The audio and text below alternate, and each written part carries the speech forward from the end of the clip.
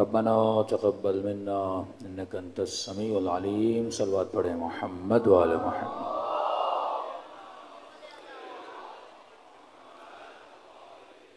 بسم الله الرحمن الرحيم.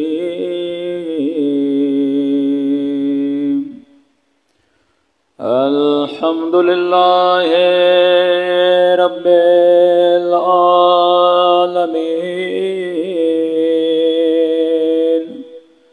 الحمد لله كما هو أهله. الصلاة والسلام على سيد المرسلين وخاتم النبيين أبي القاسم محمد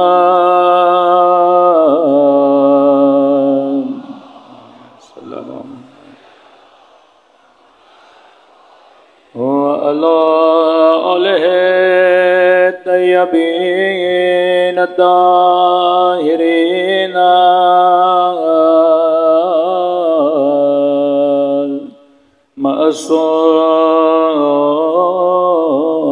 معصومین. سب مل کے حجت خدا کی سلامتی کی دعا.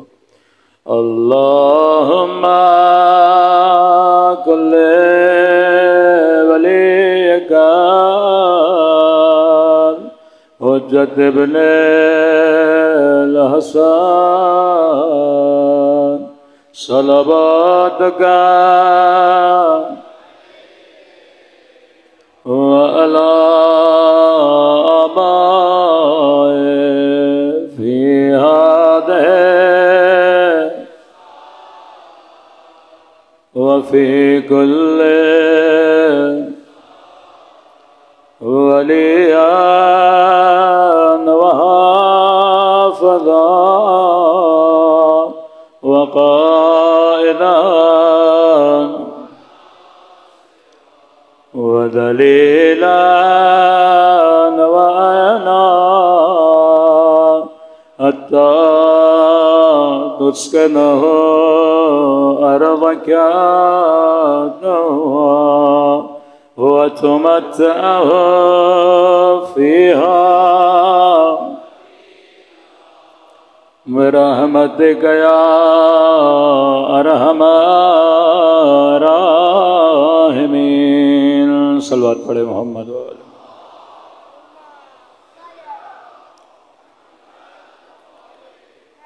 بسم اللہ الرحمن الرحیم. رب اشرح لی صدری ویسر لی امری واحلل عقدۃ من لسانی یفقہوا قولی.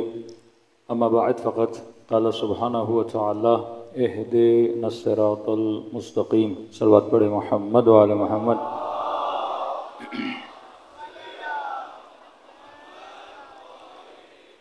دعا ہے پروردگار عالم ہم سب کی عبادتوں کو اپنی بارگاہ میں قبول فرمائے اور جس مقصد ہدایت کو لے کر ان مجالس میں آتے ہیں خدا ان مقاصد میں بھی ہم سب کو کامیابیاں کامرانیاں نصیب فرما دے. مسلسل دا سیکریٹ نیٹ ورک آف اہل البیت علیہ الصلوۃ والسلام پہ گفتگو ہو رہی ہے کہ اہل بیت کا وہ نیٹ ورک جس میں کچھ ہدایتیں علنی کچھ معاملات اہل بیت کے چھپے ہوئے جس کے نتیجے میں آج عالم اسلام میں اہل بیت کے اتنے چاہنے والے موجود ہیں کہ آپ اتنا لمبا سفر کر کے کبھی گلگت بلتستان کی طرف جاتے ہیں، ان پہاڑوں کے بیچ میں آپ کو اہل بیت کے چاہنے والے نظر آتے ہیں. کبھی لمبا سفر کر کے سیریا سے ہوتے ہوئے آپ لبنان جاتے ہیں اور جنوب لبنان میں آپ کو اہل بیت کے چاہنے والے ملتے ہیں. یہ آذربائیجان، لبنان عراق، یمن، مصر، یہاں تک کہ ترکی، یہاں پر اہل بیت کے چاہنے والے بسا کرتے تھے۔ کئی حکومتوں میں مارا گیا، ہجرتیں کرائی گئیں کہ صرف عثمانیہ حکومت میں 7 لاکھ کے قریب شیعوں کو قتل کر دیا گیا۔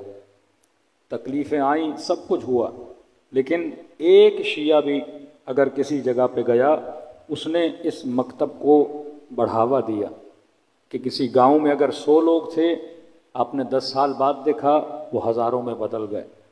یعنی کبھی بھی آپ کو اپنی مجالس میں کمی نظر نہیں آئی، بلکہ آپ کو بڑھتی ہوئی نظر آئی۔ کئی لوگ اسی مجمع میں ایسے ہوں گے جو جدی پشتی شیعہ نہیں ہیں، یعنی بتائیں گے کہ ہمارے والد شیعہ ہوئے۔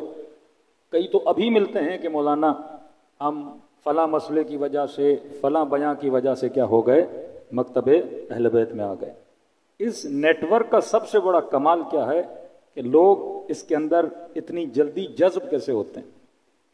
مطلب آپ کسی غیر مسلم کو بٹھاؤ، 4 باتیں مکتب اہل بیت کی سناؤ، 4 باتیں کسی اور مکتب کی سناؤ، تو یہاں پہ جذابیت زیادہ نظر آتی ہے۔ اور جس چیز کو سب سے زیادہ بین کیا جاتا ہے، مثلا عزاداری، صدام کو مسئلہ تھا عزاداری سے، جہاں پہ وہابی ہیں ان کو مسئلہ ہے عزاداری سے۔ آواز کی جو پہلے سیٹنگ تھی وہ صحیح تھی، صلوات پڑھے محمد والے محمد پر۔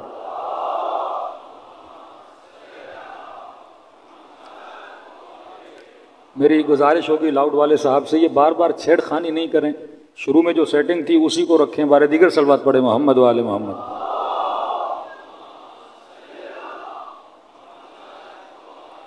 محمد وجل فرجہم۔ مختلف جگہوں پہ آپ دیکھتے ہیں کہ جب ایک بند، کیونکہ وہ تربیت اہل بیت نے ایسی کی، جناب اباذر غفاری کو نکالا گیا جناب عثمان کے زمانے میں، شامات میں بھیجا گیا، مطلب بھیجا بھی ایک ایسی جگہ گیا جہاں پہ دشمنان اہل بیت رہتے تھے، کہ مطلب یہ بندہ تبلیغ ہی نہ کر پائے۔ ایک انسان اسلامی معاشرے میں رہے اور تبلیغ کرے اور آپ اس کو نکال کے کسی کفرستان میں بھیج دیں، کوئی وہاں نہ کوئی اللہ ہے، نہ کوئی اللہ کی بات سنے گا، نہ کوئی روزے کے لیے سنے گا۔ مثلا دن رات ایک بندے کو تبلیغ کا شوق ہو، آپ اسے بھیج دو مثلا کسی امریکن سوسائٹی میں، آسٹریلیا کے کسی شہر میں جہاں سارے کے سارے کرسچن رہتے ہیں، اب وہ وہاں کیا تبلیغ کرے گا حجاب کی؟ جرمنی کا ایک چرچ دکھایا کہ مولانا یہاں کا سب سے پرانا چرچ ہے، تو ہم نے کہا بھی کیا حال ہے؟ پتا چلا وہاں چرچ کو انہوں نے پب بنا دیا ہے۔ جن کے دین کا یہ حال ہو چکا ہے کہ جن کی عبادت گاہیں آج کلب اور پب بن رہی ہیں، اور ایسے معاشرے میں مثلا کسی کو بھیج دیا جائے تو وہ کیا تبلیغ کرے گا؟ لیکن یہ ابوذر غفاری تھے، جس علاقے شامات میں جناب ابوذر کو بھیجا گیا، آج اسی علاقے کو جنوب لبنان سے جانا جاتا ہے اور حزب اللہ لبنان سے جانا جاتا ہے۔ کس کی تبلیغ کا اثر ہے؟ یہ جناب ابوذر غفاری کی تبلیغ کا اثر ہے۔ یہ وہ نیٹ ورک کی ٹریننگز تھیں اہل بیت علیہ السلام نے۔ اب ہمارے پاس کوئی بڑا جادو کی چھڑی تو نہیں ہے، سب سے بڑا ہتھیار جو خدا نے دیا ہے وہ عقل کا ہتھیار ہے۔ اس نیٹ ورک کی جہاں سے فیڈنگ ہوتی ہے وہ کیا ہے؟ عقل اور حکمت ہے، عدالت ہے۔ کہ ہم نے کسی بھی صاحب عقل بندے کو کہو کہ قاتل اور مقتول برابر ہیں، کہے گا نہیں۔ ظالم اور مظلوم برابر ہے، کہے گا نہیں۔ میں نے آج نیو رضویہ میں یہ جملہ کہا کہ میں نے کہا کہ آج ہمارے 8 سال کا بچہ بھی کنفیوز نہیں ہے محبت اور نفرت میں۔ کسی بھی مجمع سے شیعہ بچے کو اٹھا اور پوچھو کہ یزید پہ لعنت ہونی چاہیے کہ نہیں، وہ یقین سے اور عقل سے دلیل دے کر کہے گا کہ یزید لعنتی ہے۔ اور کل کسی بندے کا انٹرویو سن رہا تھا اور اس کا اپنا بندہ جو اہل سنت ہے وہ اسے کہہ رہا ہے کہ آپ یزید پہ لعنت بھیجو، کہہ رہا نہیں یزید نے امام علی مقام مولا حسین کے اس میں ظلم تو کیا ہے لیکن ہم لعنت نہیں بھیجتے۔ یعنی اتنا پڑھ لکھ کر بھی ان کا مفتی آج کنفیوز ہے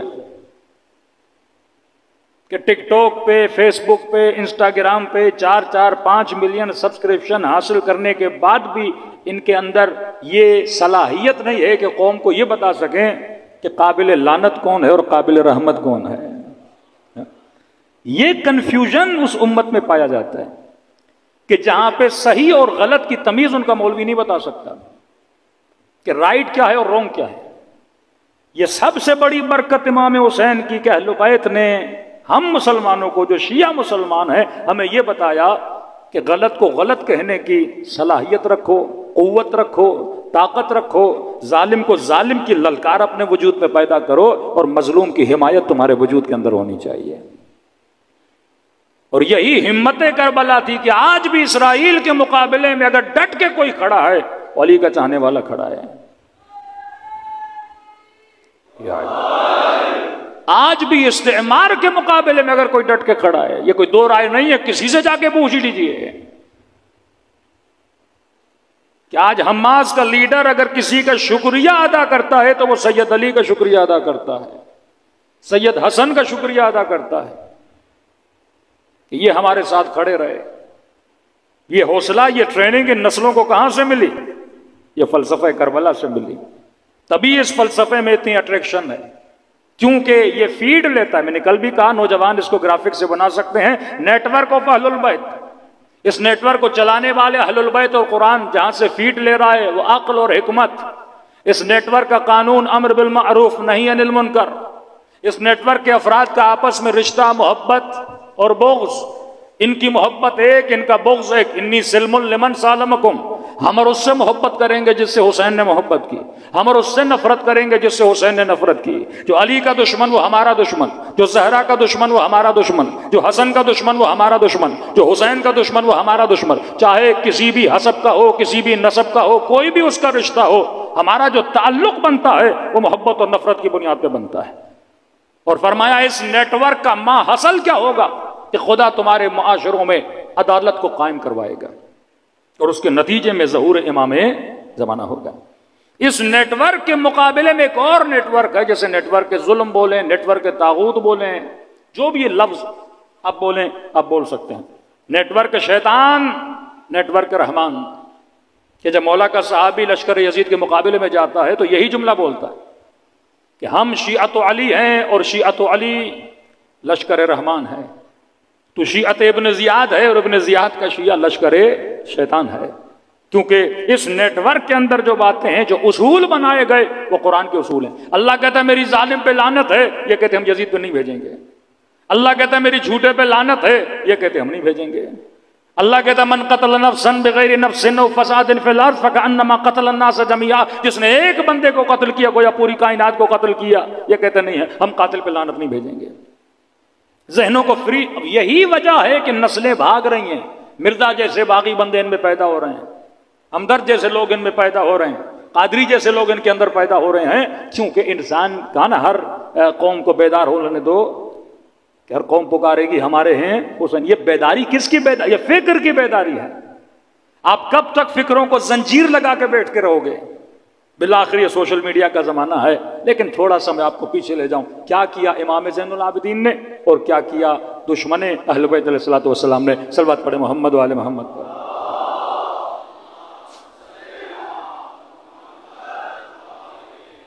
سب سے بڑا کام جو کل ہم نے عرض کیا کہ امام زین العابدین اس خفقان کے زمانے میں پہلا کام یہ کیا کہ سب سے زیادہ امام نے غلام خریدے اور بیچے، کہ جن کا عدد 50,000 کے قریب آتا ہے۔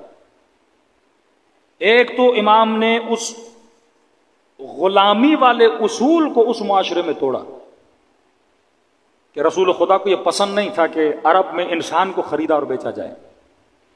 انہوں نے مفتی بٹھائے، مولوی بٹھائے، قوانین بنائے تاکہ یہ بزنس چلتا رہے۔ امام نے اس بزنس کو ختم کیا، کیونکہ عمر کے زمانے کے بعد سب سے زیادہ فتوحات اسلامی ہوئی۔ پھر 20 سال معاویہ کا زمانہ، جب فتوحات اسلامی ہوئیں تو روم سے غلام، ایران سے غلام، مصر سے غلام، بھرمار تھی غلاموں کی۔ کیا آپ سنتے ہیں جس نے قتل کیا خلیفہ ثانی کو، وہ بھی مثلاً ایک ایرانی تھا، وہ بھی غلام تھا، کسی صحابی کا غلام تھا۔ اور یہ غلام جب اس معاشرے میں آتے تھے، ایسا نہیں کہ ان پڑھ ہوتے تھے۔ خود فیروز جس نے جناب عمر پہ وار کیا، یہ انجینئر تھا، یعنی جب اس معاشرے سے آتے تھے یہ پڑھے لکھے لوگ تھے، لیکن یہاں ان کو جھاڑو دلواتے تھے، یہاں ان سے کام کرواتے تھے، تو غلاموں میں ایک احساس کمتری پیدا ہوتا تھا۔ امام نے سب سے پہلے ان نئے آنے والے مسلمانوں کو خریدا، کہ آپ پھر دیکھتے ہیں 7ویں امام کے زمانے میں ایک بندہ اہواز سے آ رہا ہے، 11ویں امام کے زمانے میں ایک بندہ قم سے آ رہا ہے، کہ وہ ہمارے معصومین قم تک نہیں گئے، ہمارے معصومین اہواز تک نہیں گئے، لیکن ایک شیعہ اہواز سے آ رہا ہے، ایک شیعہ قم سے آ رہا ہے۔ دور دراز علاقوں میں، کیونکہ یہ غلام وہیں سے آئے تھے، امام خریدتے تھے، بندہ غلام تھا، آج میرا غلام ہے، میں نے فلاں کو بیچا، فلاں اس نے بیچا، ان کی پوری زندگی غلامی میں گزر جاتی تھی۔ ایک تو امام نے غلامی کے کانسیپٹ کو، اس معاشرے کی لعنت کو ختم کرنے کے لیے 50,000 کے قریب، جب غلام کہتے تھے علی ابن الحسین آپ کو غلام کی ضرورت نہیں، آپ پھر بھی خرید رہے ہو، مولا کہتے تھے میں خرید نہیں رہا، میں اس کو آزاد کرنے کے لیے اپنے پاس لا رہا ہوں۔ 1 سال سے زیادہ کسی غلام کو نہیں رکھا، 50,000 کے قریب غلام خریدے، آزاد کیے۔ یہی روش امام حسن کی تھی، یہی روش امام حسین کی تھی، یہی روش امیر المومنین کی تھی، اور یہی روش رسول خدا کی تھی کہ بلال کو خریدا اور آزاد کر دیا۔ کئی ایسے غلام خریدتے تھے، آزاد کرتے۔ جناب جون غلام امام حسین، امام حسین نے اسے کب کا آزاد کر دیا تھا، لیکن تربیت اہل بیت میں رہنے کے بعد یہ جانے کے لیے تیار نہیں ہوتے تھے۔ آپ بارہا سنتے ہو کہ اسی غلام نے کل واقعہ سنایا کہ دعا کی کہ پروردگارہ زندگی تب تک پسند تھی جب تک زین العابدین کے پاس تھا، لیکن اب زندگی نہیں پسند۔ اس فقیر کا آپ واقعہ سنتے ہو کہ جب کہتا ہے 3 دن گزر گئے، میرا دوست مجھے کھانے کھلانے کے لیے نہیں آیا۔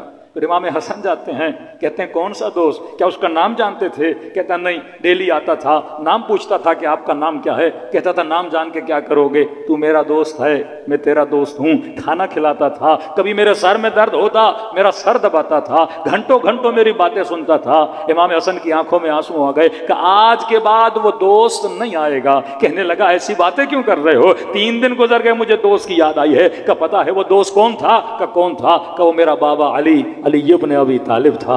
یہ سننا تھا۔ وہ کہتا مجھے امیر المومنین کی قبر پہ لے جاؤ۔ قبر پہ لے جاتے ہیں، امام حسن فرماتے ہیں جیسے قبر پہ گریا کر کے کہتا مولا اے کاش مجھے پتا ہوتا آپ میرے مولا ہے، میں نے کتنی گستاخی کی، آپ نے میرے سر کو دبایا، آپ نے اپنے ہاتھوں سے لقمہ کھلایا۔ کہتا ہے یہ قبر کو گلے سے لگا کے ایک مرتبہ اس کی روح وہیں پہ کیا کر جاتی ہے، پرواز کر جاتی ہے۔ یہ رشتہ اہل بیت علیہ الصلوۃ والسلام کا فقیروں کے ساتھ، یہ رشتہ غلاموں کے ساتھ، کہ جناب زید کے لشکر میں سب سے زیادہ جن لوگوں نے شرکت کی وہ امام زین العابدین کے آزاد کردہ غلاموں کی شرکت تھی۔ دوسرا سب سے بڑا کام جس کی طرف توجہ کم جاتی ہے وہ ہے امام زین العابدین کی دعائیں۔ قرآن کی آیت ہے نا، خدا یہود کے لیے کہتا ہے کہ لعنہم اللہ، خدا نے ان پہ لعنت کی، یہودیوں کو کہتا ہے۔ کیوں لعنت کی؟ کیونکہ انہوں نے اللہ کے عہد کو توڑا۔ جب بندہ کہتا ہے نا اشہد ان لا الہ الا اللہ، یہ عہد ہے، میثاق ہے پروردگار عالم کے ساتھ۔ اشہد ان محمدن رسول اللہ، یہ میثاق ہے رسول خدا کے ساتھ۔ کہا انہوں نے عہد توڑا، موسیٰ کے ساتھ جو وعدہ کیا وعدے کو توڑا۔ وعدے کے توڑنے کے نتیجے میں اللہ کہتا ہے میں نے ان پہ لعنت بھیجی۔ لعنت بھیجنے کے نتیجے میں اللہ کہتا ہے ان کے دل قسی ہو گئے۔ وہ معاشرہ جس نے رسول کے ساتھ کیا ہو وعدہ توڑ دیا، وہ چاہے غدیر کا وعدہ ہو، وہ چاہے مودت اہل بیت کا وعدہ ہو، نتیجہ وہی ہے۔ اللہ کی سنت بدلتی نہیں۔ اگر موسیٰ سے کیا ہوا وعدہ امت توڑے گی تو خدا لعنت بھی کر رہا ہے، خدا ان کے دلوں کو قسی بھی بنا رہا ہے۔ پتھر ختم اللہ علی قلوبہم، دلوں پہ مہر لگ جاتی ہے۔ ایک وعدہ محمد سے کیا، اب ہم کہیں خلافت علی کا وعدہ، مسلمان کہیں دوستی کا وعدہ، چلو دوستی مان لو۔ ایک وعدہ مودت کا کیا کہ یا رسول اللہ ہم آپ کی آل سے محبت کریں گے، لیکن امت اس وعدے کو توڑتی ہے، نبی کی بیٹی کو تکلیف دیتی ہے، حسن کے جنازے پہ تیر چلاتی ہے، حسین کے گلے کو سرزمین کربلا پہ کاٹتی ہے۔ نتیجہ کیا؟ لعنت تو آئی ان کے اوپر، لیکن نتیجتاً دل کیا ہو گئے؟ قسی ہو گئے۔ دل جب نرم ہوتے ہیں تب جا کے ہدایت ملتی ہے۔ اب امام زین العابدین ایک ایسے معاشرے میں قاسیۃ القلوب، ایک ایسا معاشرہ ہے جو قسی القلب معاشرہ ہے۔ اس معاشرے کو زین العابدین ہدایت کیسے دیں؟ کربلا کے میدان میں تبلیغ کرنے والا کوئی عام مولوی نہیں، حسین ابن علی ہیں۔ کتنے خطبے امام حسین نے کربلا میں، لیکن اثر نہیں ہو رہا ان کے دلوں پہ، کیونکہ وعدہ توڑا ہوا ہے، دل قسی ہو چکے ہیں۔ امام زین العابدین اس معاشرے کی اصلاح کیسے؟ غلاموں کو لا کے اصلاح کر رہے ہیں، کیونکہ یہ غلام ہے، قاسیت القلوب نہیں ہے، نیا نیا مسلمان ہے، اسے اسلام کا نہیں پتا، اس کی ہدایت تو امام کے لیے آسان ہے کیونکہ دل نرم ہے، زین العابدین کی باتوں کا اس کے دل پہ اثر ہوگا۔ لیکن اہل مدینہ جن کو حسین پکارتے رہے، بلاتے رہے، امام حسین کی مدد کے لیے نہیں گئے۔ اہل مکہ امام حسین کے لیے مدد کے لیے نہیں گئے۔ فرزند رسول حل من ناصرین کی آواز دیتے رہے، مدد کے لیے نہیں گئے۔ دل قسی، اب دل نرم کیسے ہوگا؟ دل نرم ہوتا ہے توبہ سے، دل نرم ہوتا ہے آنسوؤں سے۔ یہ ذکر حسین کیوں ضروری ہے، غم حسین کیوں ضروری ہے؟ کہ امام حسین نہیں چاہتے ان کے شیعوں کے دل سخت ہو جائیں، تبھی اتنی روایتیں ہیں، رو رلاؤ، مجھے دنیا کا ایک مکتب دکھاؤ جن کے پاس اتنے آنسو ہیں جتنے حسینیوں کے پاس ہیں۔ یہ دنیا کی واحد قوم ہے جو رونے میں بھی خوش ہوتی ہے، مس کرتی ہے کہ امام حسین پہ میں نے رونا ہے، اس رونے میں اس کو لذت و سکون ملتا ہے۔ ساری قوموں کے پاس علم ہے، قلم ہے، جہاد ہے، توبہ کے آنسو ہیں، لیکن کسی قوم کے پاس غم حسین کا آنسو نہیں ہے۔ یہ صرف خدا نے آپ کو دیا ہے تاکہ ہمارے دل کیا نہ ہو جائیں، قسی نہ ہو جائیں۔ اتنی دعائیں پڑھی تاکہ ان کے دلوں کو کیا کیا جائے، نرم۔ یہ ٹریننگ دے رہے ہیں امام زین العابدین۔ کبھی بازار میں جاتے ہیں، مجمع میں، تاکہ لوگ روئیں، ان کے دل نرم ہوں۔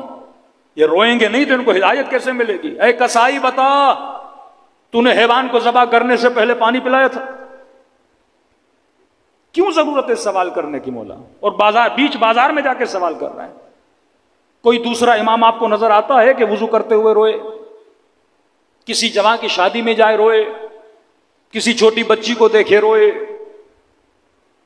بازار میں جائے کسی حیوان کو ذبح ہوتے ہوئے دیکھے روئے، کسائی گوشت بے رہا ہے گوشت کو دیکھ کے روئیں؟ کوئی امام نہیں ملتا، کیونکہ امام کا زمانہ قاسیت القلوب کا زمانہ ہے، دل قسی ہو چکے ہیں شہادت حسین کے بعد۔ یہ لوگ سن رہے ہیں، سمعت بذالک فرضیت بہ، انہوں نے سنا اور قتل حسین پہ راضی ہو گئے۔ جس طرح آج کا معاشرہ بے حس معاشرہ کہ اسے یہ فکر نہیں کہ یزید لعنتی ہے کہ نہیں، اس پہ لعنت بھیجنی کہ نہیں، یہ قاسیت القلوب ہے۔ تبھی وہ لوگ جو یزید پہ لعنت نہیں بھیجتے، خدا نے شکلوں پر بھی پھٹکار ڈالی ہوئی ہے ایسے لوگوں کے۔ آپ دیکھیے نا، ہم چھوٹے ہوتے تھے جب پاکستان آئے تو اپنے والد کو کہتے تھے یہ پاکستان میں بعض لوگوں کی شکلیں ایسے کیوں ہوتی ہیں۔ اب میں اس شعبے کا نام نہیں لوں گا، کہیں برا نہ لگ جائے بعض لوگوں کو۔ میں نے کہا ان کی شکل دیکھ کے بندے کو خوف لگتا ہے، کھڑا ہماری حفاظت کریے لیکن لگتا ہے کوئی ڈاکو کھڑا ہے۔ تو کہیں اتنی رشوت لیتے ہیں، اتنی رشوت لیتے ہیں، اتنی رشوت لیتے ہیں، خدا شکلوں پہ پھٹکار ڈال دیتا ہے، شکلوں پہ نحوست آ جاتی ہے۔ جو یزید پہ لعنت نہ بھیج سکے، کسائی سے پوچھ رہے ہیں بتا تو نے پانی پلایا کہ نہیں؟ وہ کہتا ہے جی مولا میں نے پلایا۔ کہ بتا تو نے کسی اور حیوان کے سامنے ذبح تو نہیں کیا؟ کہتا نہیں مولا مجھے پتا ہے حیوان کو حیوان کے سامنے ذبح نہیں کیا جاتا۔ بتا جب تم نے چھری چلائی تھی چھری کو تیز کیا تھا کہ نہیں؟ جی مولا مجھے پتا ہے چھری کو تیز کیا جاتا ہے۔ پھر وہیں بیٹھ کے رونے لگتے ہیں، میرے بابا کے گلے پہ چھری چلی، تیز نہیں کیا۔ ہاں تو نے حیوان کو پانی پلایا، انہوں نے میرے اصغر کو پانی نہیں پلایا۔ تو نے بکرے کو بکرے کے سامنے ذبح نہیں کیا، انہوں نے بھائی کو بہن کے سامنے ذبح کیا، تاکہ دل نرم ہو جائیں، یہ لوگ روئیں۔ وَبْكُوا كَثِيرًا وَاضْحَكُوا قَلِيلًا، اللہ کہتا ہے زیادہ رویا کرو کم ہنسا کرو۔ دوسرا، انہوں نے آل محمد کو اپنی سلواتوں سے کاٹ دیا تھا، کہ میں نے کل عرض کیا کہ صلح امام حسن اور شہادت امام حسین میں 20 سال کا فاصلہ ہے۔ 20 سال میں کس کی حکومت تھی؟ امیر شام کی حکومت تھی۔ جن لوگوں کو کوفے میں رکھا گیا تھا وہ لوگ تھے جو امیر المومنین کے محب نہیں تھے۔ عمرو عاص کا بیٹا، خالد کا بیٹا، مغیرہ، زیاد ابن ابی، یہ وہ لوگ ہیں جو معصومین سے زیادہ محبت نہیں کرتے تھے، اور امیر المومنین کے جو محب تھے یا ان کو نکالا گیا یا ان کو مارا گیا، کہ محرم کے 2 دن پہلے جناب میثم تمار کو شہید کر دیا جاتا ہے، بس پتہ لگے یہ علی کا چاہنے والا ہے، قتل کر دیا جاتا تھا۔ اب 20 سال کا اتنا لمبا عرصہ، ظاہر ہے اس عوام پر اتنے اثرات اس معاشرے کے پڑے تھے، تو محمد اور آل محمد آتا تو سب سمجھ جاتے نا، آل کو نکال دیا انہوں نے۔ کسی آپ دعائے کمیل پڑھتے ہیں، صلوات اس میں نادر و شادر آخر میں، دعائے عرفہ پڑھتے ہیں، صلوات نادر و شادر ہے، بہت کم ہے. لیکن آپ مولا زین العابدین کی جتنی دعائیں اٹھائیں ہر دوسری لائن میں ایک صلوات ہے. کیوں؟ تاکہ اس معاشرے کو محمد کے ساتھ آل محمد سننے کی عادت ہو جائے، تاکہ معاشرے کو پتا چلے کہ آل محمد کی قیمت، آل محمد کا وقار، آل محمد کی عزت کتنی ہے. شہادت امام حسین نے کہ جب بنو عباس نے بنو امیہ کو گرانے کے لیے جو نعرہ بلند کیا تھا وہ بھی یہ تھا، یا لسارات الحسین، کہ ہم امام حسین، ہم رشتہ دار ہیں رسول خدا کے، ہم چچازاد ہیں اہل بیت علیہ الصلوۃ والسلام کے. مامون جب امام رضا سے ملتا ہے تو رشتہ داری کرتا ہے. خلفاء میں جس خلیفے نے سب سے زیادہ اظہار محبت کیا لوگوں کو دھوکہ دینے کے لیے مامون تھا. یہاں تک کہ ماحول ایسا بن گیا کہ وہ مدینے سے امام رضا کو اٹھا کے لاتا ہے، اپنا ولی عہد بناتا ہے. مطلب جب میں مر جاؤں تو خلیفہ کون ہے؟ امام رضا ہے، صرف لوگوں کو دھوکہ دینے کے لیے. کبھی امام رضا خراسان نہیں گئے، لیکن نیٹ ورک کتنا مضبوط ہے کہ ہزاروں کی تعداد میں لوگ صرف فرزند رسول کی ایک حدیث کو لکھنے کے لیے ہزاروں کی تعداد میں مجمع آتا ہے. اس قدر عزت و احترام عوام کے اندر آ گیا. حکومت ان کی، پیسہ ان کا، مال ان کا، لیکن یہ تربیت اہل بیت علیہ الصلوۃ والسلام کا اثر تھا کہ لوگوں کے دلوں میں اہل بیت کی محبت پھیل گئی. یہ وہی دعائیں جن دعاؤں میں اثر اتنا تھا کہ زہاد کو اپنی طرف کھینچا، عباد کو اپنی طرف کھینچا. یہ دعائیں لوگ اپنی نماز شبوں میں پڑھا کرتے تھے، اور امام کا لقب ہی پڑھا زین العابدین، سید الساجدین. کبھی سوچا ایک وہ حسین ہے کربلا میں جس سے یہ کہا جا رہا ہے کہ یہ اس کا بیٹا ہے جو نماز نہیں پڑھتا. کبھی یہ کہا جا رہا ہے کہ حسین آپ نماز کیوں پڑھ رہی؟ عیاذ باللہ. شامی کہتے رہے یہ تو دین سے خارج ہو چکے ہیں. اور پھر ان کا بیٹا ہے جس کا لقب ہی پڑ جاتا ہے زین العابدین، سید الساجدین. لقب کو دیکھا کرو کس زمانے میں لقب پڑا اور کیوں پڑا. مطلب اس زمانے میں اس لقب کی ضرورت تھی تاکہ امام زین العابدین کے بعد کوئی یہ نہ کہہ سکے کہ اہل بیت علیہ الصلوۃ والسلام عبادت نہیں کرتے تھے یا نماز نہیں پڑھتے تھے. اب تصور تقوی آتا تھا تو امام المتقین یاد آتا تھا، مومن کا نام آتا تھا تو امیر المومنین نام آتا تھا، سجدے کا تصور آتا تھا تو سید الساجدین یاد آتا تھا، عبادت کا تصور آتا تھا تو زین العابدین یاد آتا تھا، کسی سچائی کا تصور آتا تھا تو صادق آل محمد امام جعفر صادق یاد آتا تھا. صلوات پڑھے محمد و آل محمد.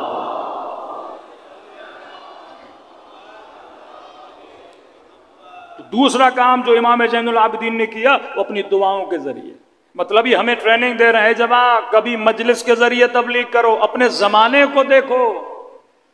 آج شاید ایک مجلس کا اتنا اثر نہ ہو جتنا سوشل میڈیا کی ایک پوسٹ کا اثر ہو.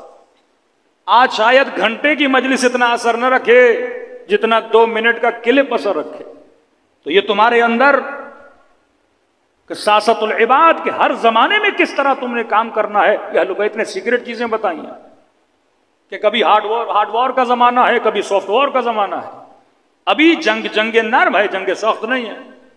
پہلے یہ تھا کہ وہ ملک طاقتور ہے جس کے پاس ایٹم بم ہے، جس کے پاس اسلحہ ہے، جس کے پاس فوج سب سے زیادہ ہے. آج نہیں ہے. آج جس کے پاس ٹیکنالوجی ہے، آج جس کی اکنامک سب سے زیادہ مضبوط ہے، لوگ اس کی طرف کھنچتے ہوئے جاتے ہیں. آج جس کے پاس یہ جو مختلف ٹیکنالوجیز آ رہی ہیں، انفارمیشن کا زمانہ ہے، ڈیٹا کا زمانہ، جس کے پاس ڈیٹا سب سے زیادہ، انفارمیشن سب سے زیادہ، وہ انسان کامیاب ہے.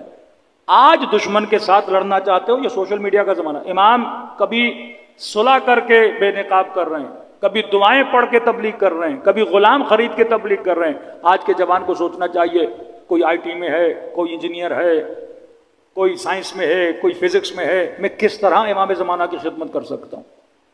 ایک خاتون سوچے میں ٹیچر ہوں کالج میں پڑھانے جاتی ہوں، کہیں پہ جاب کرتی ہوں، میں کس طرح جناب زہرا کی خدمت کروں. میں سسٹم آف امام زمانہ کا فرد کیسے بن سکتا ہوں. اگر مجھے اس نیٹ ورک کا فرد بننا ہے تو میں نے صرف پیغام احیو امرنا، ماسو فرماتے ہیں ہمارے امر کو زندہ کرو، ہمارے فرمان کو زندہ کرو. تو جتنا آپ فرمان اہل بیت کو زندہ کریں گے اتنا یہ نیٹ ورک کیا ہوگا، زندگی اس نیٹ ورک کو ملے گی، اور جتنا یہ مضبوط ہوگا اتنی جلدی امام زمانہ کا ظہور بھی ہوگا. اب تھوڑی دیر کے لیے آپ شام کے ماحول کو سمجھیے، پھر آپ کو پتا چلے گا کہ اہل بیت کا مقابلہ اور سامنا کن لوگوں کے ساتھ. شام آزاد ہوا عمر کے زمانے میں، خلیفہ ثانی. شام کا سب سے پہلا والی یزید ابن ابی سفیان. معاویہ کا بھائی. اس کے بعد خلیفہ بنا معاویہ بن ابی سفیان. اس کے بعد خلیفے بنے یزید. یزید کے بعد پھر معاویہ. مطلب شامیوں نے علی نہیں دیکھا، شامیوں نے رسول نہیں دیکھا. آپ سمجھو آپ ایک نئے ملک کو فتح کرتے ہو، اور جب سے ملک فتح ہوا ان کے حکمران بنو امیہ تھے. ایک اسلام کا ورژن مدینے میں تھا جنہوں نے رسول کو دیکھا تھا، ایک اسلام کا ورژن مکے میں تھا جنہوں نے رسول کو دیکھا تھا، ایک اسلام کا ورژن کوفے میں تھا جنہوں نے علی کو بھی دیکھا، حسن کو بھی دیکھا، اور خلفاء کو جانتے تھے وہ لوگ، کیونکہ آنا جانا تھا. مدینے والے لوگ یہاں آتے تھے، یہ وہاں جاتے تھے. اس شہر کو آباد غالباً سعد بن ابی وقاص سے کس نے آباد کیا؟ یہ شہر کوفہ رسول خدا کے زمانے میں نہیں تھا، رسول کے بعد یہ شہر آباد ہوا، اور اتنی کثرت سے آباد ہوا کہ اس میں بڑی بڑی آبادی آئی. اب شام کے لوگ وہ ہیں جنہوں نے رسول دیکھا نہیں، جنہوں نے علی دیکھا نہیں، جو علی کو جانتے نہیں. اب شامیوں کو جو بنی امیہ نے بتایا وہی علی تھا ان کے ذہن میں. مطلب ایک شامی اگر یہ کہہ رہا ہے کہ علی ابن ابی طالب کی شہادت مسجد میں ہوئی ہے، اور تعجباً پوچھ رہا ہے کہ کیا علی بھی نماز پڑھتے تھے، وہ لٹرلی یہ بلیو کرتا تھا کہ علی نماز نہیں پڑھتا. اس کی ذہن سازی ایسی کی گئی تھی. شامی کا قصور نہیں ہے کہ میں نے پرسوں کی مجلس میں کہا، جب وزیرستان کے بعض لوگوں کو یہ بتایا جائے کہ شیعوں کے کان بڑے ہوتے ہیں اور ان کی دم ہوتی ہے، وہ یہی سمجھے گا کیونکہ اس نے کبھی شیعہ دیکھا ہی نہیں. تبھی علماء کہتے ہیں جلوس نکال تاکہ یہ دیکھیں کہ دمیں بھی نہیں ہیں، تاکہ یہ دیکھ سکیں کہ شیعہ کیسا ہوتا ہے. کہ مولانا ایک گاؤں ہے، 2 گھر شیعوں کے ہیں، کیا ضرورت ہے جلوس نکالنے کی؟ 50 گھر غیر شیعوں کے ہیں. یہ جلوس مارکیٹنگ ہے آپ کی، کہ جو اپنے بچے کو حسین کا نام نہیں سنانا چاہتا، ہم روڈ پہ نکل کے اس کے بچے کو حسین کا نام بھی سنائیں اور یہ بھی بتائیں کہ یزید کون تھا. یہ سینس اہل بیت نے تب دیا جب مارکیٹنگ، جب میڈیا کی کوئی وقت ہی نہیں تھی. یا آپ سمجھتے ہیں آپ کا مکتب صرف مجلسوں سے بڑا؟ نہیں، جلوسوں سے بڑا. کئی لوگ جلوسوں کی وجہ سے آئے، نام حسین سنا، محبت حسین دیکھی، آپ کی سبیلیں، آپ کا نظر، آپ کا نیاز. الناس عبید الاحسان، انسان احسان کا بندہ ہے. جو حسین کا نیاز کھائے گا وہ کبھی حسین کی نمک حرامی نہیں کرے گا. جب کیوں کا شربت نہ پیو، نیاز نہ کھاؤ، مجلسوں میں نہ جاؤ. ابھی تو میں ٹک ٹاک والے مفتی صاحب کو سن رہا تھا، اب پہلے کافر بولا، مجلسوں میں نہ جاؤ، اب یہ نہج آئی ہے، کہتے ہیں بھائی بحث نہیں کرو شیعوں سے، بس بولو آپ جو کر رہے ہو صحیح ہو، ہم جو کر رہے ہیں. اب یہ نوبت آئی ہے. ان کو پتا ہے بحث کریں گے جواب تو ہے ہی نہیں، کیونکہ اتنے سوال ان کے اپنوں نے کھڑے کر دیے. اب کہتے ہیں جو ملے اسے بولو بھائی آپ ماتم کر رہے ہو کرو، جو کرتے ہو کرو، ہمیں کیوں بولتے ہو؟ ہم اپنی جگہ خوش، تم اپنی جگہ خوش. اے کاش یہ تم 20 سال پہلے بولتے ہیں نا، تم اپنی جگہ خوش، ہم اپنی جگہ خوش. 40 سال پہلے بولتے ہیں نا، پہلے پتھر مارے، پھر گولیاں ماری، پھر بموں سے مارا کہ یہ مجلس نہ کرے. اب یہ نوبت آئی، ان کے بچے سوال کر رہے ہیں، کیونکہ یہ مکتب یہ ٹریننگ کیوں دی؟ جلوس کا مطلب کیا ہے؟ تاکہ گلی گلی جاؤ، نام حسین جو نہیں بھی سننا چاہتا اس کے کان میں حسین کا نام ٹکرائے. نوحے چلاؤ تاکہ ان کو پتا چلے امام حسین کی کوئی بیٹی تھی، ظلم ہوا، کوئی نبی کی نواسی تھی جس کی چادر چھینی گئی، کچھ اہل بیت تھے جن کو بازاروں میں لے جایا گیا. پھر ان کے ذہنوں میں سوال پیدا ہو، وہ کون تھا جو دربار میں لے کر گیا؟ وہ کون تھا جس نے یہ حکم دیا کہ نبی کے نواسے کا گلا کاٹا جائے؟ جب کون تک آئیں گے آپ کا آدھا مسئلہ حل ہو جائے گا. صلوات پڑھے محمد والے محمد پر.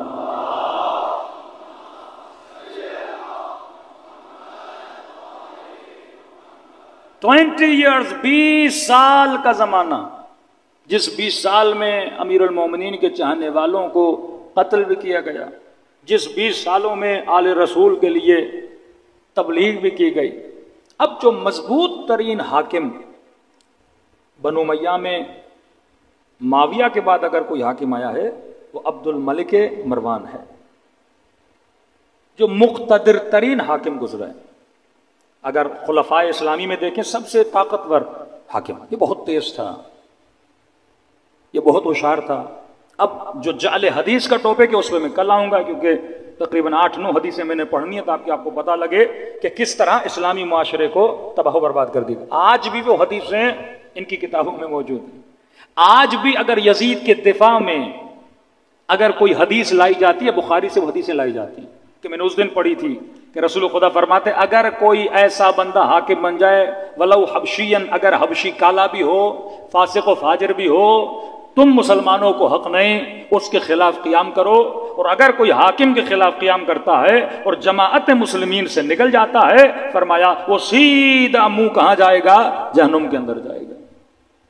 اور چالاکیاں جعل حدیث اتنی کی، اور حدیث کا راوی کس کو بنایا؟ ابو ذر غفاری۔ حدیث کا راوی کس کو بنایا؟ ابن عباس۔ یہ دونوں امیر المومنین کے نزدیک ہیں۔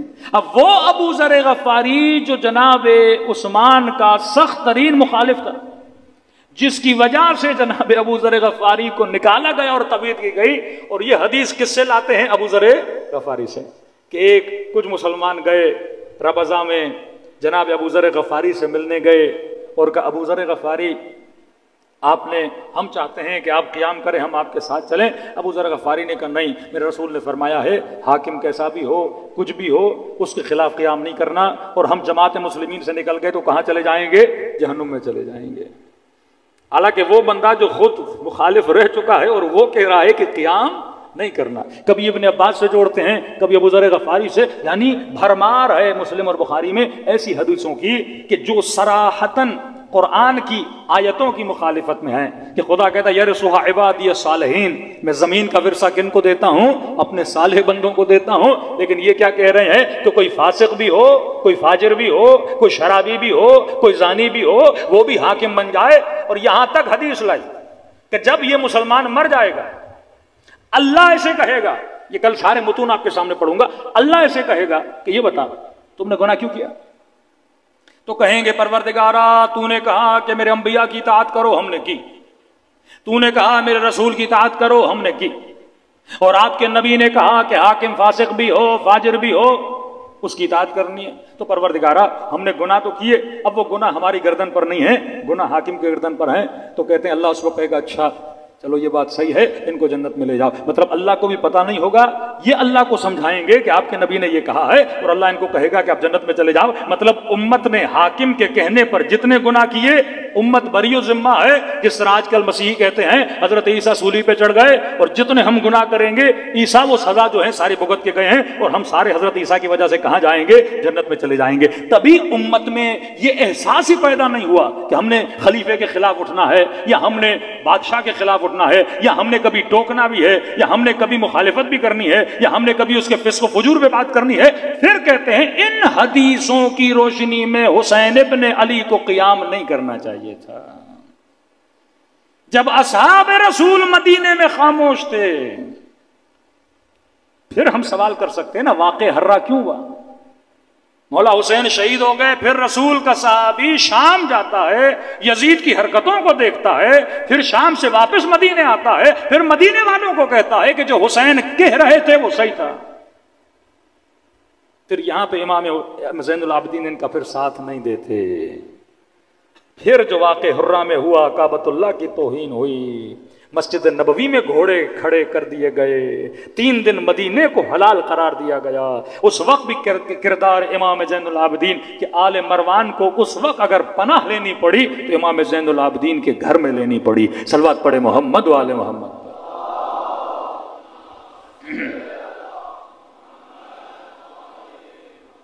اب عبد الملک مروان مضبوط ترین حاکم کہ ان کی حکومت میں اسلامی جغرافیائی حدود چین کے بارڈر تک جا چکی تھی۔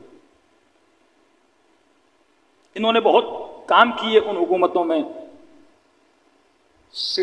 اپنا درہم دینار کے سکے انہوں نے چھپوائے۔ یہ اصطلاح مسلم یہ عبد الملک مروان نے بنائی، یعنی پہلے مسلمان ایک دوسرے کو مسلمان نہیں کہتے تھے، کہتے تھے مومن ہے یا مہاجر ہے۔ انہوں نے یہ نام دلایا مسلمانوں کو کہ جب مخاطب ہوں تو کیا کہو، یہ مسلمین ہیں۔ دوسرا، انہوں نے عوام کے اندر جذبات دیکھے بنو امیہ کے خلاف، تو انہوں نے اپنے ہی رشتہ داروں سے اظہار برات کیا، کیونکہ یہ چچا زاد تھے امیر شام کے، ان سے اظہار برات کیا۔ پہلی حکومتوں میں جتنی حدیثیں بنی تھیں اکثر راوی شامی تھے، اور اتنی جعل حدیث کی گئی. انہوں نے ایک نیا کام کیا. انہوں نے کہا اب کیونکہ واقعاً شام کے لوگ ہماری باتوں پر اب دھیان نہیں دے رہے ہیں، کیونکہ شامی مسلمان نہیں تھے، ان کو مسلمان بنایا، عدالت کا نعرہ لگا کے وہ قتل کر رہے ہیں. اسلام میں قتل نہیں ہے، اسلام میں عدالت ہے، اسلام میں حکمت ہے. انہوں نے دیکھا بھائی آپ بھی وہی کام کر رہے ہو، کعبۃ اللہ کو کوئی گرا رہا ہے، وہی قتل وہی غارت. تو لوگوں کے اندر بھی احساس بیزاری پیدا ہوا. تو انہوں نے بنو امیہ سے اظہار ابزار کیا، اور کچھ راویان حدیث کو جو مدینے کے تھے ان کو شام بلایا کہ اب ممبر پر کوئی ایسا بندہ نہیں بیٹھے گا جو شامی ہو. لوگوں کا بھروسہ جیتنے کے لیے مدینے سے بندہ بلایا، اس کا نام بھی کل بتاؤں گا، صحابی رسول. اسے بلایا تاکہ اب وہ لوگوں کو حدیث سنائے کہ رسول خدا نے یہ کہا، رسول خدا نے یہ کہا، تاکہ اہل شام کو یقین ہو کہ یہ کیا کہہ رہے ہیں، سچ کہہ رہے ہیں. ان کو پوری اور نیٹ ورک عبد الملک مروان کا اتنا مضبوط تھا، اگر یہ کوئی فیصلہ کرتے تھے کہتے ہیں ودن 6 months پورے عالم اسلام کی حدود میں وہ فیصلہ پہنچ جاتا تھا. اب مدینے میں حکومت عبداللہ ابن زبیر کی، ان دونوں کا آپس میں ٹکر ہوتا ہے. اب شام کے لوگ مدینے جانا چاہتے ہیں، ان کو پتا ہے کہ ہم نے 20 سال یا اتنے سال شامیوں کو مدینے نہیں جانے دیا، شامیوں نے کبھی اصحاب رسول کی حدیثیں نہیں سنی. اب اگر کوئی شامی مدینے چلا جاتا، رسول خدا کی بات کو سنتا، یہ بڑا تعجب کرتے تھے. ایک شامی مدینے آتا تھا، امام زین العابدین سے ملتا تھا، فوراً اس کا مائنڈ چینج کرتے، ہم نے جو سنا ہے ویسا تو کچھ بھی نہیں ہے. امام حسن سے ملتے تھے، گالیاں دیتے تھے، لیکن امام حسن کا کردار دیکھتے تھے، پریشان ہو کے پوچھتے تھے ارے جو ہمیں بتایا گیا وہ اور ہے، جو ہمیں دکھایا جا رہا ہے وہ اور ہے. جنگ صفین میں آتے تھے، امیر المومنین سے ملتے تھے، یہ فوراً بدل جاتے تھے، ارے جو ہمیں کہا گیا وہ علی اور ہے، جو ہم دیکھ رہے ہیں وہ علی اور ہے، جو حسن بتایا گیا وہ اور ہے، جو دکھا رہے ہیں وہ اور ہے. بالکل اسی طرح آج جو شیعہ ان کو بتایا گیا وہ اور ہے، حقیقت میں جو شیعہ ہے وہ اور ہے. اس قدر مضبوط ان کا پروپیگنڈا تھا. لہٰذا عبد الملک نہیں چاہتا تھا کہ یہ لوگ مدینے جائیں. تو کہتے ہیں ایک حدیث اس نے بنوائی، جعلی حدیث. کسی نے حدیث بنائی کہ رسول خدا نے فرمایا کہ صرف 3 مسجدیں احترام والی نہیں ہیں. مسجد اقصیٰ کا بھی بہت بڑا احترام ہے، اور فرمایا جب نبی معراج پر گئے تھے تو اس پتھر پہ پاؤں رکھ کے گئے تھے، جو پتھر کہاں ہے، مسجد اقصیٰ میں ہے، اور اس پتھر کی عبادت کرنا بالکل ایسے ہے جیسے خانہ خدا کی طواف کرنے عبادت کرنا. تاکہ یہ شامی مدینے نہ جائیں. یہ سارے شامی کہاں جاتے تھے، فلسطین جاتے تھے، صرف اس نیت سے کہ اگر ہم مکے نہیں جا سکتے تو وہی ثواب ہم کہاں کمانے جائیں، ہم فلسطین میں کمانے جائیں. صلوات پڑھے محمد و آل محمد پر.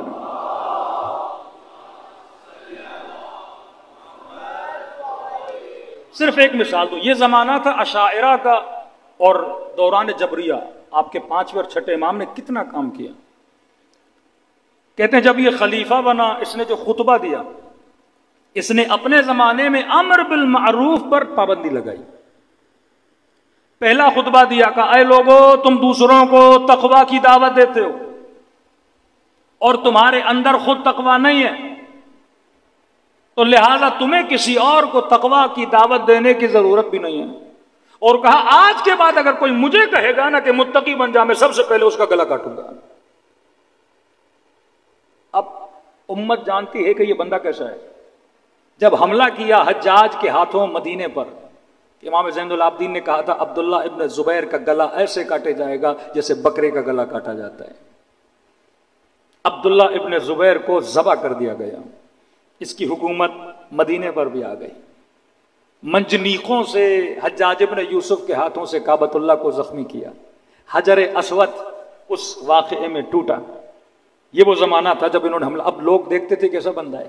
اپنے زمانوں میں انہوں نے امر بالمعروف کو منع کر دیا، کیونکہ امام حسین کے قیام کے محرکات کو آپ دیکھیں گے، پہلی بنیاد ہے لِآمِرُ بِالْمَعْرُوفِ وَأَنْهَى عَنِ الْمُنْكَرِ. میں حسین کیسے دیکھوں کوئی شرابی رسول خدا کے ممبر پر بیٹھا ہے، کوئی فاسق و فاجر رسول خدا کے ممبر پر بیٹھا ہے. پہلی پابندی لگائی کہ قطعاً کبھی بھی کوئی بندہ امر بالمعروف اور نہی عن المنکر نہیں کرے گا.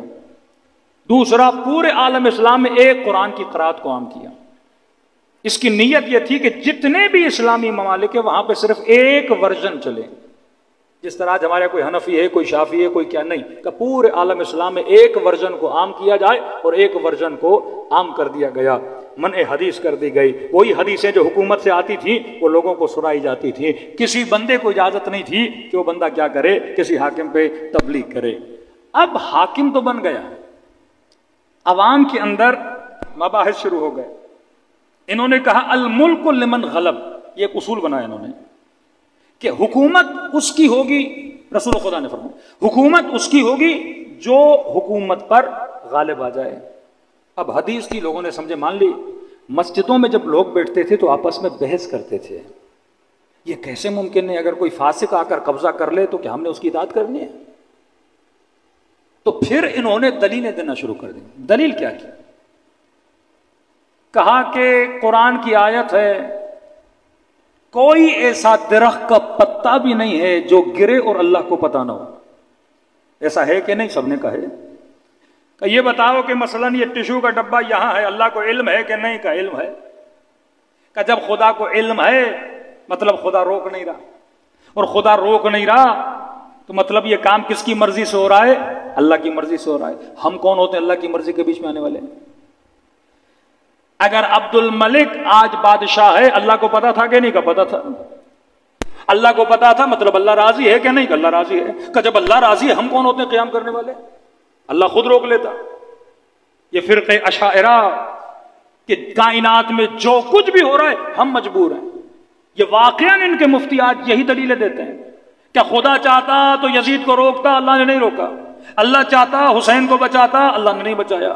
لہٰذا اللہ راضی تھا، ہم کون ہوتے اللہ کی رضایت میں آنے والے؟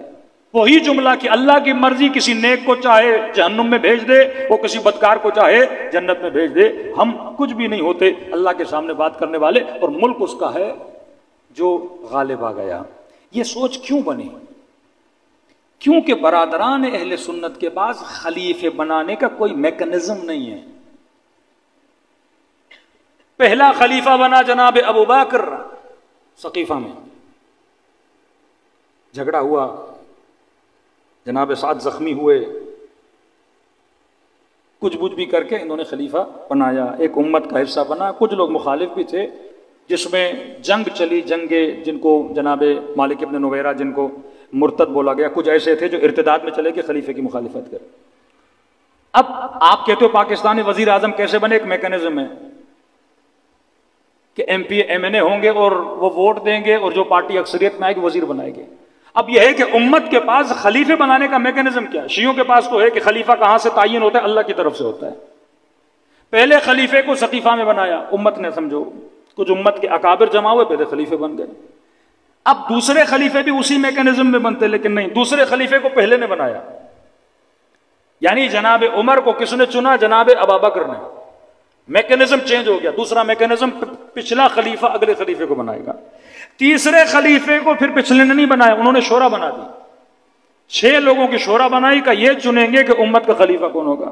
چوتھے خلیفے امیر المومنین، میکنزم ٹوٹل چینج ہو گیا، ڈیموکریسی آ گئی، امت کی اکثریت امیر المومنین کے دروازے پہ آ گئی، پہلے آپ کو خلیفہ بننا ہے. 5ویں خلیفے معاویہ ابن ابی سفیان، وہ تلوار کے زور پہ خلیفہ بنے.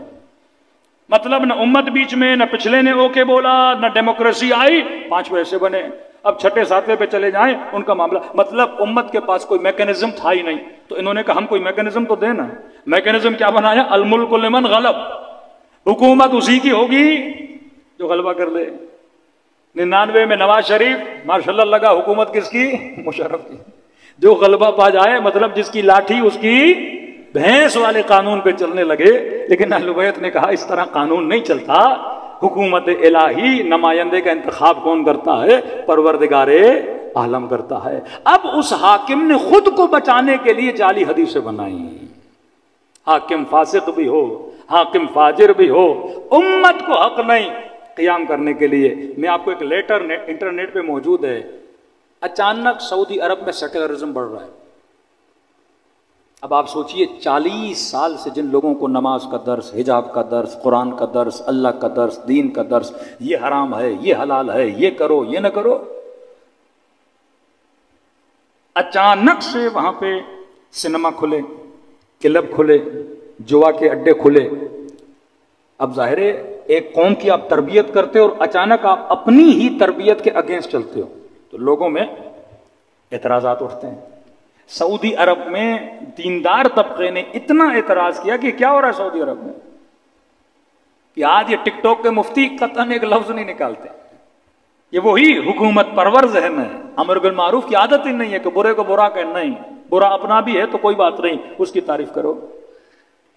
آفیشل لیٹر نکلا مفتیوں کا سعودی عرب کا، انٹرنیٹ پہ موجود ہوگا، اور اس لیٹر میں انہوں نے لکھا کہ ہمیں پتا ہے کہ ملک میں جو ہو رہا ہے وہ غلط ہے، جوا خانے نہیں کھلنے چاہیے، شراب خانے نہیں کھلنے چاہیے، انڈیا سے ڈانسر لوگوں کو ناچ گانے کے لیے نہیں بلانا چاہیے، ہالی ووڈ کی بے حیا عورتوں کو اس سرزمین مقدس پہ نہیں آنا چاہیے۔ ہم عوام کے جذبات بھی سمجھتے ہیں، جو کچھ ہو رہا ہے ہمیں بھی پتا ہے غلط ہو رہا ہے، لیکن یہ یاد رکھنا رسول خدا نے فرمایا ہے خلیفہ کیسا بھی ہو اس کے خلاف قیام نہیں کر سکتے، اس کے خلاف زبان نہیں کھول سکتے۔ وہ جانے، اللہ کا معاملہ جانے، تم مسجد حرام میں نمازیں پڑھتے رہو، تم روزے رکھتے رہو۔ یہ سوچ بلڈ کی گئی۔ اب جس معاشرے میں یہ سوچ ہو وہ معاشرہ کبھی انقلابی معاشرہ، وہ نہ ڈیموکریسی میں خود کو بدل سکتا ہے نہ اسلام کے اعتبار سے خود کو بدل سکتا ہے۔ لیکن آپ دیکھتے ہیں تشیع کو اہل بیت نے ایسا نیٹ ورک دیا کہ اتنے مضبوط ترین شاہ ایران کو ایک امام زمانہ کا ماننے والا، ایک فرزند زہرا کا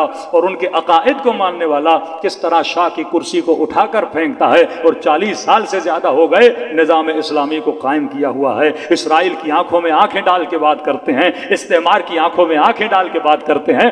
یہ وہ تربیت تھی نیٹ ورک امیر المومنین کی، امام حسین کی نیٹ ورک کی کہ ظالم سے بات کرنے کی جرت پیدا کرو، ملت کے اندر خودداری پیدا کرو۔ جب تک قوموں کے اندر خودداری نہیں، قوموں کے اندر کوئی عزت نہیں۔ کیوں آج پاکستانی کہیں بھی جاتا ہے نہ پاسپورٹ کی عزت ہے نہ اس ملک کے لوگوں کی عزت کی جاتی ہے، کیونکہ خودداری نہیں ہے۔ جن قوموں میں خودداری ہوتی ہے دنیا بھی ان قوموں کی عزت کرتی ہے۔ الحمدللہ آج حسین کے چاہنے والوں کی عزت ہے، الحمدللہ آج جن کی نسبت امیر المومنین سے ہے ان کی عزت کی جاتی ہے۔ کہ ہمیشہ کہتا ہوں کل کے مرحب بھی علی سے ڈرتے تھے اور آج کے مرحب بھی سید علی سے ڈر رہے ہیں۔ صلوات پڑھے محمد و آل محمد۔ استعمار اور استعماری طاقتیں کبھی نہیں چاہتے ہیں کہ مسلمانوں کے ذہنوں میں حریت والا مائنڈ سیٹ پیدا ہو، خودداری والا مائنڈ سیٹ۔ شاہ فیصل مارے گئے، بھٹو مارے گئے، جو بھی انسان استعمار کے سامنے کھڑا ہونا چاہتا ہے وہ چاہے کسی بھی فرقے سے ہو اسے مار دیا جاتا ہے، کیونکہ یہ فکر اہل بیت ہے۔ ابھی یہ فکر الحمدللہ پیدا ہو رہی ہے۔ آج کسی پڑھے لکھے مسلمان کو یہ حدیثیں دکھاؤ گے نا کہ ظالم فاسق پتہ نہیں کیا کیا آ جائے، اس کے خلاف مطلب بات بھی نہ کرو اس کے خلاف۔ میں بعض اوقات ایک میرے کسی سفر میں مسلمان بھائی میرے ساتھ تھے تو انہوں نے کہا اہل بیت کو معصوم مانتے ہیں۔ میں نے کہا بندہ خدا کی قسم ہمارے ہاں 14 معصوم ہیں۔ میں نے کہا آپ نے 1 لاکھ کو معصوم بنا دیا ہے۔ ہمارے یہاں کتنے معصوم ہیں؟ 14۔ عدالت صحابہ کا کانسیپٹ کیا ہے؟ رسول کے 1 لاکھ صحابی تھے، کا 1 لاکھ کے 1 لاکھ معصوم۔ میں نے کہا ہمارے ہاں معصوم وہ جس کو خدا نے یہ طاقت دی ہے کہ وہ گناہ نہیں کرتا، وہ معصوم۔ لیکن آپ کے ہاں یہ ہے کہ گناہ کرے بھی تب بھی معصوم ہے۔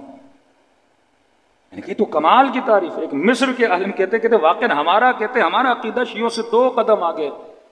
وہ تو کہتے ہیں علی بن ابی طالب معصوم ہے، مطلب علی گناہ نہیں کرتے۔ حسن ابن علی معصوم ہے، حسن گناہ نہیں کرتے۔ کہتے کوئی گناہ ہو تو ہمیں دکھاؤ۔ معصوم کا مطلب ہے اس کو اللہ نے صلاحیت دی ہے، گناہ کرتے نہیں۔ لیکن ہم نے کیا کیا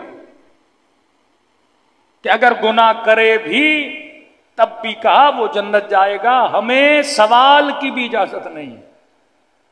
یہ ہے ذہنوں کو قفل لگانے والی بات۔ لیکن آج نسلیں سوال کر رہی ہیں۔ جب انسان کا ذہن بیدار ہو جاتا ہے تو انسان سوال کرتا ہے۔ قرآن نے اصول بنا ان اکرمکم عند اللہ اتقاکم۔ نوح کا بیٹا ہے، گناہ کرے گا، اللہ کہتے ہیں سزا ملے گی۔ آدم کا بیٹا حابیل و قابیل گناہ کرے گا، اللہ کہتا ہے سزا ملے گی۔ یعقوب کے بیٹے یوسف کے بھائی گناہ کریں گے، اللہ کہتا ہے توبہ کرنی پڑے گی۔ جس نے جہاں خطا کی کہا یہ مذہب اختیار ہے، یہاں پہ ہدایت کا راستہ بھی ہے، ضلالت کا راستہ بھی ہے۔ غیر المغضوب علیہم ولا الضالین، فرما صراط مستقیم پہ چلو۔ یہ پیغام پوری امت کے لیے ہے، اور یہ اینک لگا کے رکھو کہ واقعاً حق کیا ہے باطل کیا ہے۔ صلوات پڑھے محمد و آل محمد۔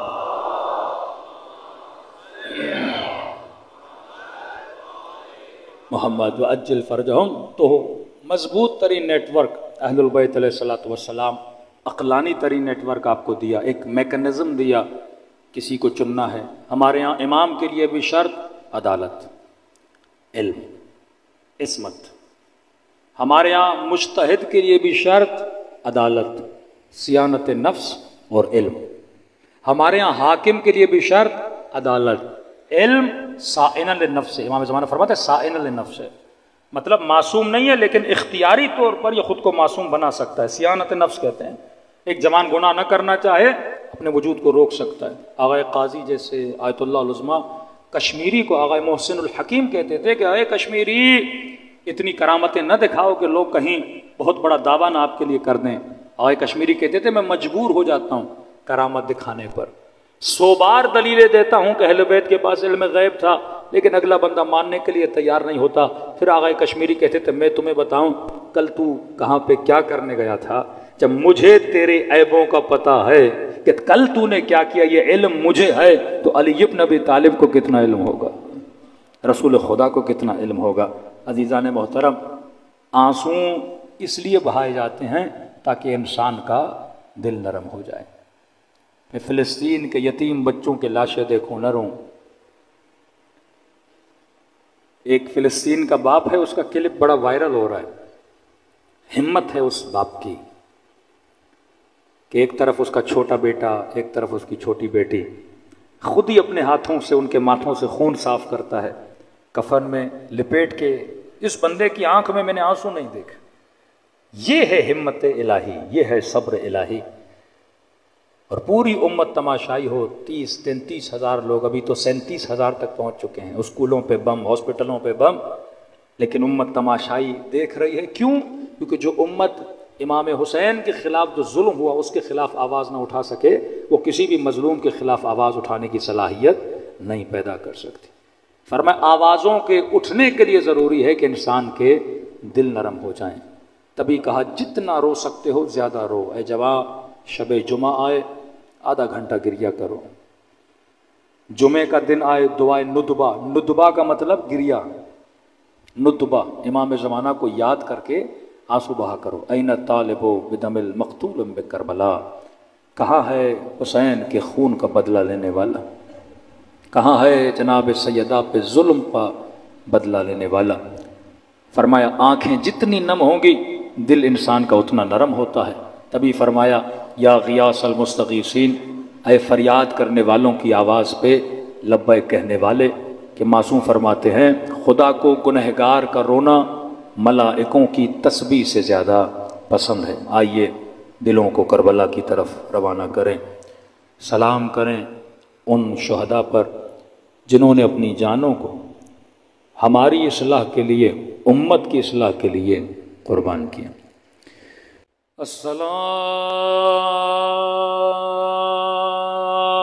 अलल हुसैन व अला अली इब्नुल हुसैन व अला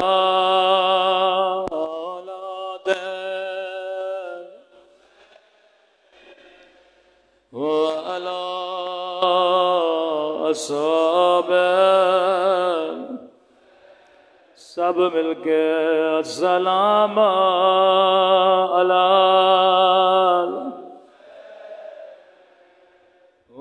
अला अली इब्न।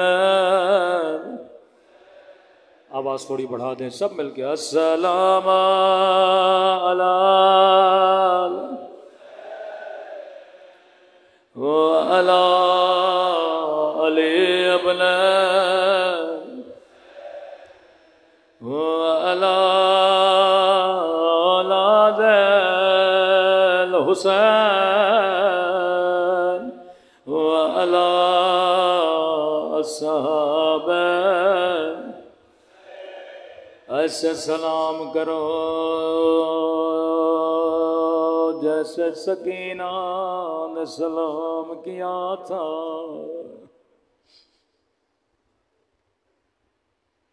फरमाया शियो जब जब ठंडा पानी पियो मेरी सकीना को याद किया करो। एक एक घूंट के लिए मेरी बच्ची को तमाचे मारे गए।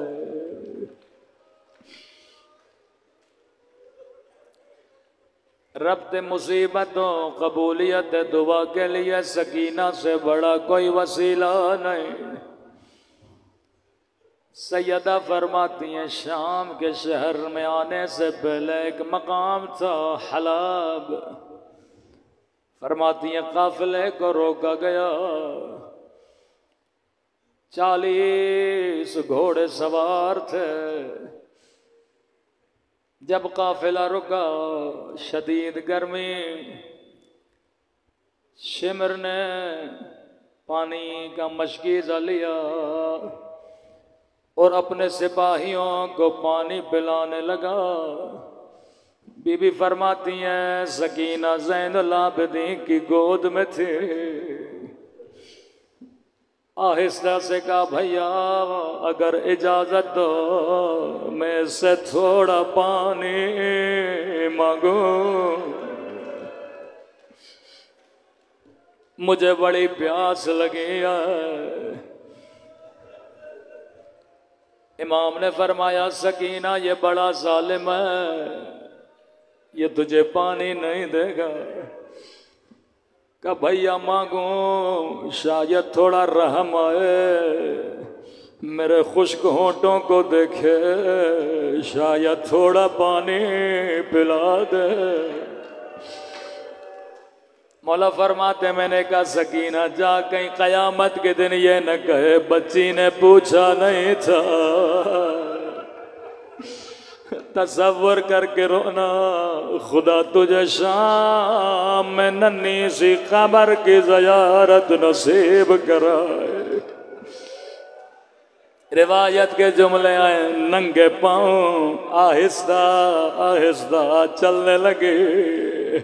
लई के करीब आए कहने लगी मुझे थोड़ा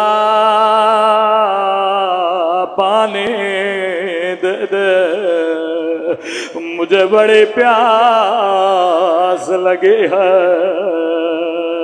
खुदा की कसम अगर कहता सकीना पानी नहीं दूंगा बच्ची दोबारा पानी नहीं मांगती, लेकिन रावी कहता है लई ने कोई जवाब नहीं दिया।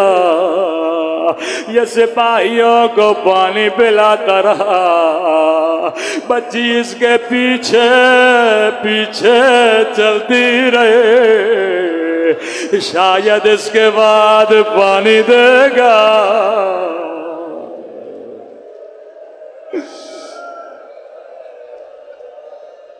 शायद उसके बाद मुझे पानी देगा। रिवायत के जुमले बड़े सख्त है। रावी कहता है 40 घोड़े सवारों ने पानी पी लिया, लेकिन सकीना अब तक प्यासी है। अब लई ने घोड़ों को पानी पिलाना शुरू किया, लेकिन हुसैन की बच्ची अब तक प्यासी है। रिवायत के जुमले आए बच्ची चल चल के थक गए, बच्ची जमीन पे बैठ गए। चल तू सिपाहियों को पिला दे, घोड़ों को पिला दे, उसके बाद मुझे थोड़ा पानी देना। अब रिवायत के जुमले बड़े सख्त है। रावी कहता है बच्ची जमीन पे बैठी थी, यहाँ शिमर पानी का मश्क लेके सकीना की तरफ बढ़ा। बच्ची ने अपने हाथों से चुल्लू बनाया कि मुझे थोड़ा पानी दे दे। रिवायत के जुमले बड़े सख्त है। लई ने पानी सारा जमीन पे फेंक दिया, سکینہ نے خود کو زمین پہ گرایا. او میرا غریب الوطن بابا،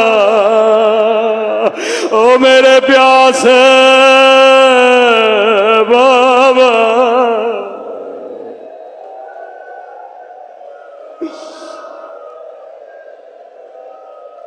وہ ظلم کیا جس کی مثال تاریخ میں نہیں ملتی. فرمایا شیو جب جب ٹھنڈا پانی پیو میری سکینہ کو یاد کیا کرو. چوتھے امام فرماتے ہیں دوسری وہ منزل جو میں کبھی نہیں بھولتا. کون سی منزل؟ کبھی بچی کو پانی کے لیے رلایا گیا، کبھی بچی کو کھانے کے لیے رلایا گیا. کہا دربار شام ہے، ساری بیویاں کھڑی ہیں، یہاں یہ یزید لئیں اپنے تخت پہ آتا ہے. اللہ جانے شمر لئیں اس کے کانوں میں کیا کہتا ہے. یہ لئیں ایک مرتبہ قیدی بیویوں کو دیکھنے لگتا ہے. میں کہوں یزید تو اندھا ہو جاتا، کبھی علی کی بیٹیوں کو نہ دیکھتا. پہلا سوال کرتا ہے بتا حسین کی بچی کون ہے؟ یہ تکلیف دینا چاہتے تھے اہل بیت کو، اذیت دینا چاہتے تھے. اتنے بھرے مجمع میں شمر سکینہ کی طرف اشارہ کرتا ہے. لائیں جیسے بچی کو دیکھتا ہے پہلا سوال کرتا ہے بچی بتا تیرا نام کیا ہے؟ روایت کے جملے بڑے سخت ہیں. جیسے سکینہ سے کہتا ہے بتا تیرا نام کیا ہے، راوی کہتا ہے بچی کے ہونٹ ہلے پر آواز نہیں نکلے.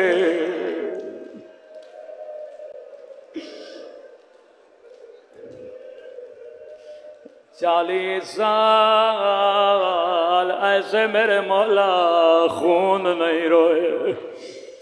دوبارہ پوچھا میں تجھ سے پوچھ رہا ہوں بتا تیرا نام کیا ہے؟ راوی کہتا ہے پھر بچی کے ہونٹ ہلے پر آواز نہیں نکلی. تیسری مرتبہ غصے میں کہتا ہے مجھے جواب کیوں نہیں دیتے؟ یا امام زین العابدین کی آواز آتی ہے او لئیں بچی بتا تو رہی ہے لیکن گردن کی رسی بڑی تنگ ہے. بچی کی آواز کیسے نکلے؟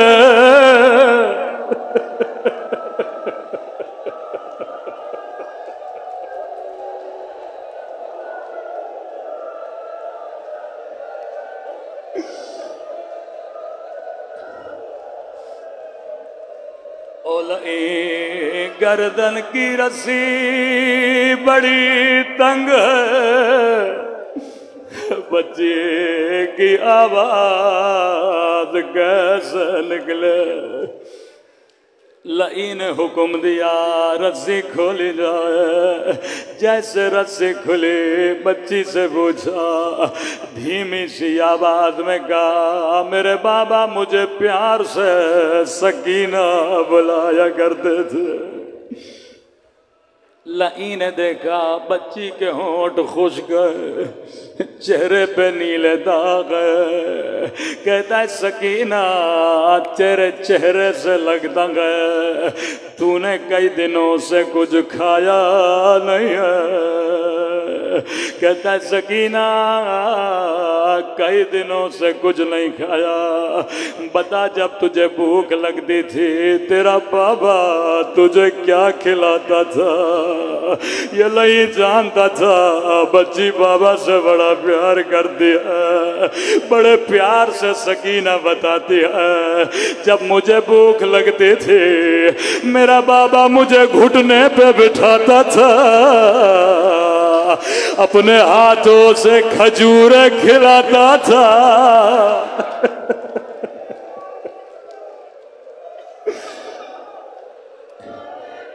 مجھے نہیں پتا آگے پڑھوں یا نہ پڑھوں، لیکن آج نہ پڑھوں تو کب پڑھوں؟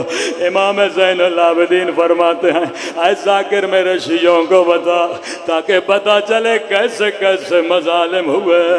نہیں کہتا ہے ادھر آ میں تجھے کھجوریں دوں گا۔ امام زین العابدین کو دیکھا کہ سکینہ چلی جا کہیں یہ نہ کہے ہم نے پوچھا تھا پر بچی نے بتایا نہیں تھا۔ ننھی سی بچی آگے بڑھتی ہے، نہیں حکم دیتا ہے تشت بلایا جائے۔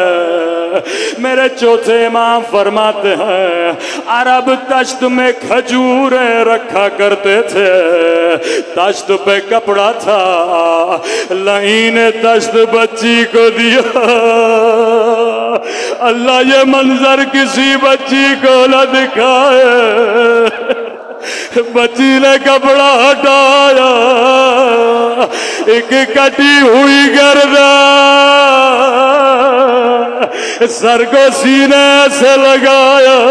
او میرا غریب بابا، او میرے پیاسے بابا، بابا تیرے گردن کی رگیں کس نے کاٹی؟ بابا شمر نے مجھے تماچے مارے۔